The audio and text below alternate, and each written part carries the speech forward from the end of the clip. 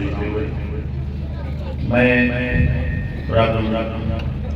چودھری صفدر صاحب ان کی ساری کی طرف سے اپنے تمام عزیزوں و اقارب کی طرف سے تمام آئے ہوئے معزز مہمانوں کا شکر گزار ہوں جنہوں نے اس موقع پر ہماری عزت افزائی کی اور اپنا قیمتی وقت نکالا اور آج ہمارے اعزاز ناز کو سراہنے کے لیے آج ہمیں موجود ہیں۔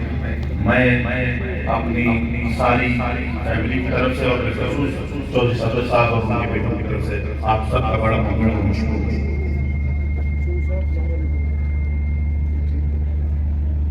یہ ایک ایسا کارنامہ ہے، ایک ایسا اعزاز ہے، میں سمجھتا ہوں جو ہمارا رشتہ بنتا ہے، جو ہماری وابستگی بنتی ہے، جو علاقائی، یہ ساری باتیں چھوڑ کر جو پاکستان میں 10 15 20 اعزاز اور فخر کی بات ہے، جنہوں نے اپنے خون سے ایک تاریخ لکھی، جنہوں نے کربلا کی یاد کو تازہ کیا، جنہوں نے حسین کی اس قربانی کو زندہ رکھا، جنہوں نے جرأت، غیرت، عزت اور دھرتی کے ساتھ پیار اور محبت کا رشتہ اور غیرت اور عزت کا رشتہ برقرار رکھتے ہوئے اپنی جان نشاور کی، یہ اس اعزاز کی خاطر آج میں اور آج سارے یہاں پہ جمع ہیں۔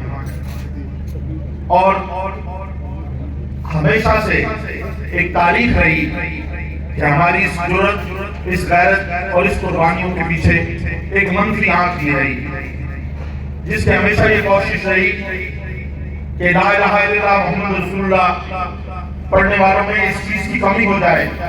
اسی وجہ سے صلاح الدین ایوبی کی قبر کو ٹھوکر مار کر انگریز جرنیل نے یہ کہا تھا کہ ہم ایسے حالات پیدا کریں گے کہ پھر دوبارہ کوئی امام صلاح الدین ایوبی نہ پیدا کرے۔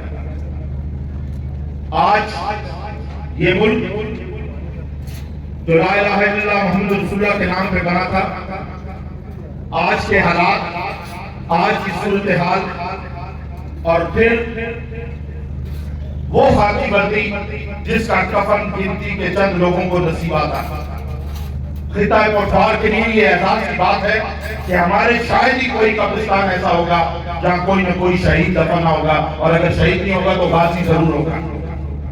اور یہ اعزاز اس کوٹوار کے خطے کا کہ باتیں کا ذکر ہے، اور ہمیں اس بات پر اس سے بھی بڑا فخر یہ ہے کہ اس ملک کا پہلا نشان حیدر بھی اسی مٹی سے تھا، اور اللہ تعالیٰ کی مہربانی سے دو نشان حیدر ہماری اس دھرتی پر موجود ہیں، اور شہیدوں کی ایک لمبی فہرست ہے، اور جرأت، اور پھر ہمارے پاس وہ اعزاز بھی جو جنگ ہم نے جیتی، جس جنگ نے رات کے اندھیرے میں چوروں کی طرح حملہ کرنے والوں کو سبق سکھایا تھا، اس جنگ میں مخالفوں کو سبق سکھانے والا خون بھی اسی قوم، اسی دھرتی، اسی زمین کے بیٹے کا تھا جس نے تاریخ رقم کی۔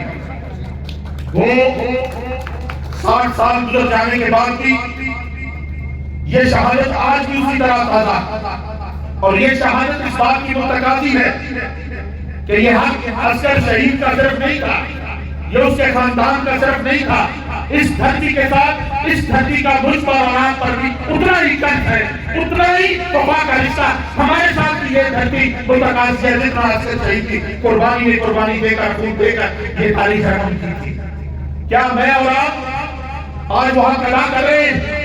ہر موڑ پر، ہر قدم پر اس ہماری مادر وطن کے ساتھ سازشوں کا ایک انبار ہمارے سر پہ منڈلاتا ہے، کبھی وہ شیعہ سنی کی صورت میں، کبھی وہ علاقائی تعصبات کی صورت میں، کبھی وہ صوبائی تعصبات کی صورت میں، طرح طرح سے فتنے جنم لیتے رہے، لیکن آج بدقسمتی سے ہم اس تنگ گھیرے میں آ گئے جہاں ہمارے عام آدمی کا جینا مشکل ہوا پڑا، جہاں سفید پوشی کی زندگی مشکل کے سانس لے رہی، جہاں عزت بچانا مشکل ہوئی، جہاں مشکل حالات میں علماء کے پاس جا کر لوگ اس بات کو فتویٰ لینے کو تیار ہیں کہ کیا خودکشی جائز ہے ان حالات میں، یا ہم اپنی عزتوں کا سودا کر سکتے ہیں۔ جب یہ صورتحال ہو تو پھر یہ بات ہم نے وہ نقش قدم چھوڑ دیا جو 60 سال پہلے رواج رکھا گیا۔ ہم اس لائن پہ نہیں چل سکے، ہم اس تاریخ سے ہٹ کے ہم اس طرف آگے نہیں بڑھ سکے. شاید یہ اس میں ہماری کمزوریاں تھی، ہمارا وہ اجتماعی پیار اور محبت. میں نے وہ وقت بھی دیکھا کہ اس گاؤں سے جب کسی کو دوبارہ محاذ قطر کی جنگ میں بلایا گیا تو سارے گاؤں کے مرد اور عورتیں روتے ہوئے روڈ کے کنارے تھے کہ ہمارا فوجی دوبارہ واپس محاذ پہ بلایا جا رہا ہے. چھوٹے تھے اس وقت، جب بڑے ہوئے تو پتہ لگا کہ اس وقت رونے والی بیویوں میں بہت ساری ایسی تھیں جن کے ساتھ ہمارا کوئی رشتہ نہیں تھا، لیکن پھر اس مٹی کے لیے پیار اور محبت کا اس وقت ہم آپس میں کسی قوم برادری میں نہیں بٹے ہوئے تھے. ہماری ایک ہی قوم تھی پاکستانی، ہمارے ایک ہی پہچان تھی لا الہ الا اللہ محمد رسول اللہ. ہم آپس میں ایک کلمے اور اس آقا کو جانے والے کی اولاد تھے، ہم ایک ہی علی کو ماننے والے تھے، ہم ایک ہی حسین کی قربانی کے پیروکار تھے. جب تیری اور میری کا یہ سلسلہ ہوا تو یہ حالات پیدا ہونے شروع ہوئے. آج بھی اگر وہ غیرت اور جرأت کا جذبہ اپنی جگہ قائم رہے تو یہ حالات اتنے بڑے مشکل حالات نہیں. ہم اس وقت بھی جیتے تھے عزت اور غیرت کے ساتھ جیتے تھے جب یہ گاڑیاں، یہ موبائل، کے کچے گھر، یہ پکے گھر ہمارے پاس نہیں ہوتے تھے. ان مشکل حالات میں بھی جب کچے رستے ہوتے تھے عزت اور غیرت کے ساتھ جینا ہمارا مان ہوا کرتا تھا. ہم اس وقت کوئی سفید ریش آدمی جب گاؤں کی گلی میں گزر آئے تو کوئی اس کے احترام کے سامنے سر اٹھا کر بات نہیں کرتا. آج ان اخلاقی قدروں کی کمی ہونے کی وجہ سے آج مادی چیزوں اور پیسے کی ریل ڈھیر کی وجہ سے وہ عزت اور وقار کا پیمانہ ہم سے دور ہوا اور ہم حالات کی اس چکی میں پس گئے کہ جتنا مشکل ہوا. ورنہ کوئی چیز جب ارادہ ٹھیک ہو، منزل پہ نظر ہو اور اجتماعی مفاد کی خاطر ملک کے لیے قربانی کا جذبہ جاگ رہا ہو، میرے اور تیرے کا فرق اپنے مفاد کی جنگ نہ ہو، تو وہ عزت اور غیرت کا پاکستان پھر ایک بار زندہ ہو سکتا ہے جس کے خلاف اب سازشوں کا انبار چلا آ رہا. پہلی بار میں ایک چھوٹے سے واقعے سے بتاتا ہوں. میں پچھلے دنوں انگلینڈ گیا، میرے ایک دوست کی ویڈنگ فیکٹری تھی، میں اس کے آفس میں بیٹھا تھا تو دفتر میں آیات سنتے دیوار کے ساتھ لگتی تھی تو باہر سے ایک جانے والا لڑکا اندر داخل ہوا، مجھے کہتا محمد السلام علیکم. میں نے کہا وعلیکم السلام. کہتا محمد I don't have money, I have table, I don't have a chair. میں نے کہا where from you, کہاں سے؟ اس نے کہا میں لیبیا سے. میں نے کہا بیٹھو چائے لاؤ. میں نے کہا کیا مسئلہ ہے؟ اس نے کہا کہ میں نے کہا ان حالات میں آپ لیبین کیسے پہنچے؟ اس نے کہا کہ کوئی خرچہ نہیں تھا، کوئی بل نہیں تھا، گیس بجلی پانی. شادی کرتے تھے تو شادی کا خرچہ دیتا تھا، کاروبار کا خرچہ دیتا تھا. اگر دنیا میں کسی جگہ پڑے پڑھائی اور رہنے کا خرچہ دیتا تھا. ہم دنیا پہ عیاشی کرنے کے لیے پیدا ہوئے تھے، ہم پہ کوئی بوجھ نہیں تھا. میں نے کہا کوئی بڑی بات اس کی بتاؤ. انہوں نے کہا کہ ہمارے ملک میں پینے کا پانی نہیں تھا، ایک جگہ سے پانی نکلا اور بہت بڑی مقدار میں نکلا کیونکہ -68 ٹیمپریچر ہوتا تھا. اگر اسے ندی نالے میں کسی جگہ ٹرانسفر کیا جائے تو بھاپ بن کے اٹھ جایا کرتا تھا. اس نے اس وقت 2500 میل کا ٹنل بنا کے سارے ملک کو پینے کا پانی دیا، سیراب کیا اور ہماری زندگی آسان ہے. عزت اور وقار کے ساتھ جیتے تھے. ہمیں سوشل میڈیا کے آزادی کے کیڑے نے کاٹا اور اس آزادی کی خاطر ہم نے اپنی تباہی کی. اور جب ہم نے اسے مارا سب سے پہلا اسٹرائک اس ٹنل پہ ہوا. آج ہم روٹی اور پانی کو ترس رہے ہیں. اور محمد ایک بات خبردار کروں، باتیں اس نے انگلش میں کی میرے ساتھ. کہتا ہے میں ایک بات خبردار کروں، عراق، لیبیا اور مصر کے بعد اگلا نمبر پاکستان کا ہے. اگر آپ بچ جائیں تو آپ کی ہمت. میں نے اس بات پر غور کیا اور حالات و واقعات دیکھے تو آج جس جگہ ہم کھڑے ہیں یہ مٹی ہم سے کچھ تقاضا کرتی ہے. چاہے کسی کا بھی قصور ہو، چاہے جیسے بھی حالات ہوں، لیکن تاریخ یہ بتاتی ہے کہ جنہوں نے اپنے شیر مارے انہیں دشمن کے کتوں نے بھی جینے نہیں دیا. ہمارے دائیں بائیں آگے پیچھے ہمارے دشمن کھڑے ہر وقت اس موقع کی تلاش میں رہتے اور اس موقع سے آج اس حالات پر لے آئے ہیں. کبھی بھی پنجاب سے آواز نہیں اٹھی تھی، اب جو آواز اٹھ رہی ہے وہ اس زمین کے ٹکڑے دھرتی ماں کے لیے خطرے کی آواز رکھتی اور اس بات کی سمجھ نہیں آ رہی کہ ہم کس طرف جا رہے ہیں. آج اپنی نسلوں کو سمجھانے کا وقت ہے، اس فطرے سے نکلنے کا وقت ہے. اگر گھر کا دروازہ ٹوٹے تو لگ جاتا ہے، اگر کھڑکی ٹوٹے تو تبدیل ہو جاتی ہے، لیکن اگر چھت گرے گھر نہ رہے آپ رہ نہیں سکتے. اس چھت کو گرنے سے بچائیں، اس میں اپنا اپنا کردار ادا کریں اور یہ چھت اسی وقت قائم مدائم رہ سکتی ہے کہ ان شہیدوں کی قربانیوں کا ہم اقرار کریں ان کا ہم عزت اور وقار قائم رکھیں اور اس خاکی وردی کے لیے ہم بھی اپنی جان نچھاور کریں. یہ زمین کا ٹکڑا کوئی ہم سے نہیں لے سکتا.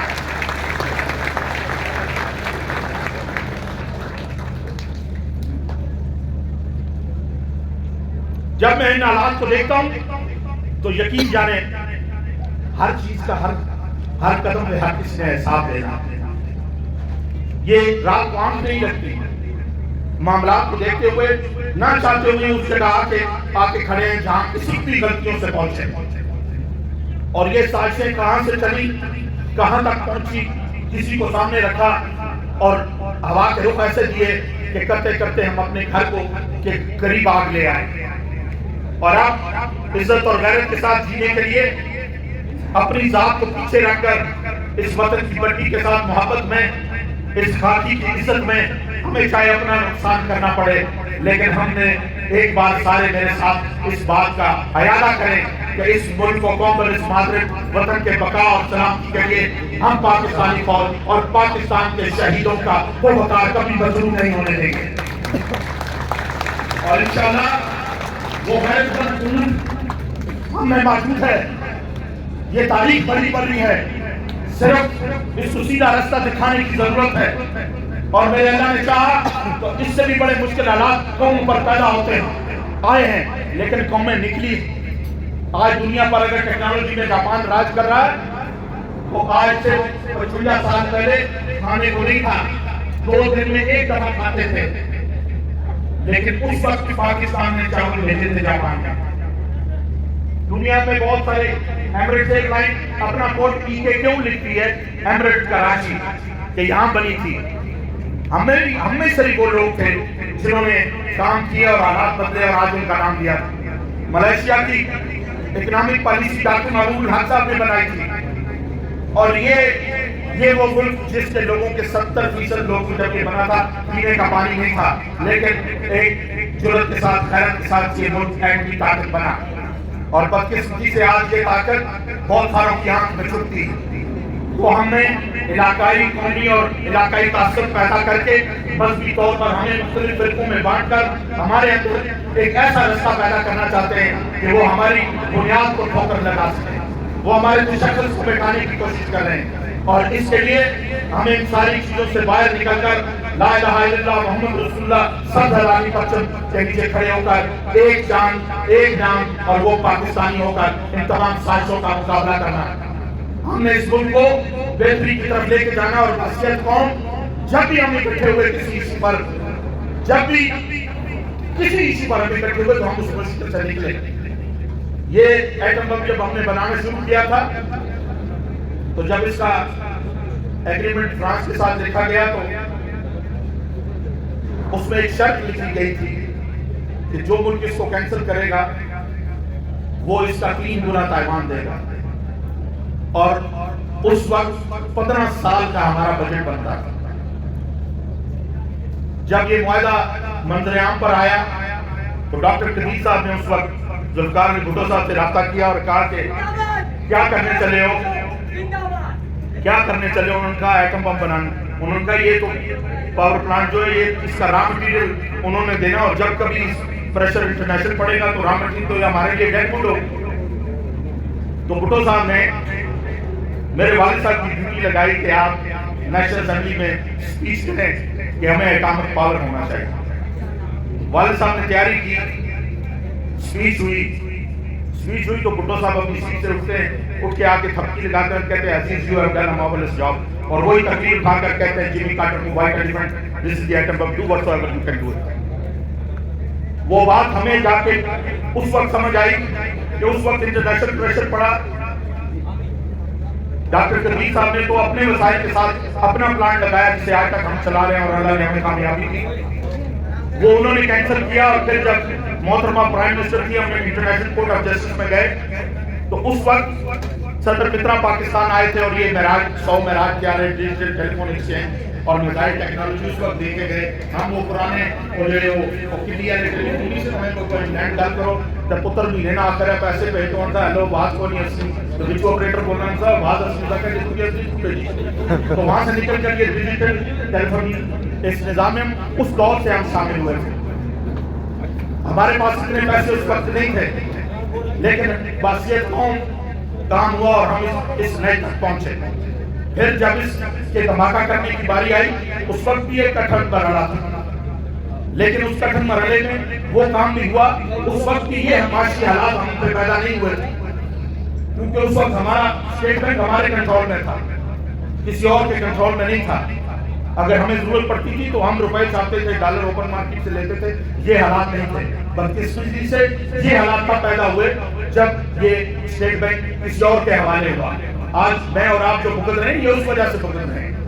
ان حالات سے نکلنے کے لیے اس وقت اس ملک کو قوم کی اگر سیاسی قیادت ایک پلیٹ فارم پر کھڑی ہو کر ایک ایجنڈا سب سے پہلے پاکستان نہ رکھے، میرے اور آپ کے بچوں کے مستقبل کا خیال رکھنے کے لیے ذاتی مفادات سے نکل کر ساری پولیٹیکل قیادت کو ایک میز پر بیٹھ کر اس ملک کی کشتی کو بہتری کے کنارے پر لگانے کے لیے اپنا حق ادا کرنا چاہیے. اور اگر کوئی اس سفر میں نہیں شامل ہوتا تو پھر یہ سمجھ لے کہ وہ پاکستان کے مفاد میں نہیں، اور جو پاکستان کے مفاد میں نہ ہو اسے اس ملک میں سیاست کرنے کا کوئی حق نہیں ہونا چاہیے.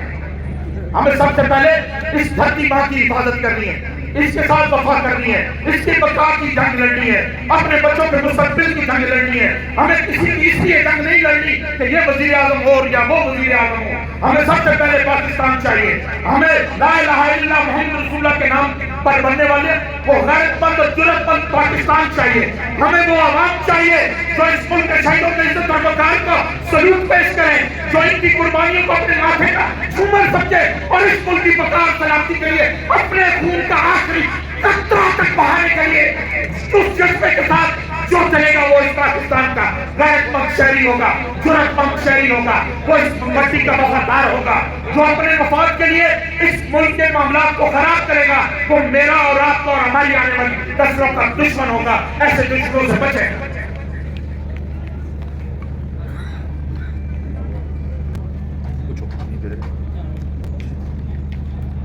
میں آخر میں تمام آنے والے معزز مہمانوں کا بڑا ممنون اور مشہور ہوں. آج معذرت ان دوستوں سے، بہت سارے ہمارے مہمان رستے بند ہونے کی وجہ سے پہنچ نہیں سکے. فونیں آ رہی ہیں اور حالات ایسے تھے، بے بس تھے، اس وجہ سے جنہیں آنے میں تکلیف ہوئی، جو گھوم پھر کے آئے، ان کے لیے بھی معذرت چاہتے ہیں کہ آپ نے بڑی مشکل سے یہاں تک پہنچے. اس پنڈال میں جتنے احباب بیٹھے ہیں، میں سب کو چودھری ستر صاحب کی طرف سے، اپنی طرف سے، اپنے خاندان اور برادری کی طرف سے، اپنے قوم کی طرف سے، اپنے علاقے کی طرف سے سب کا شکر. اللہ تعالیٰ آپ کا حامی ناصر ہو. پاکستان زندہ باد. بہت مہربانی.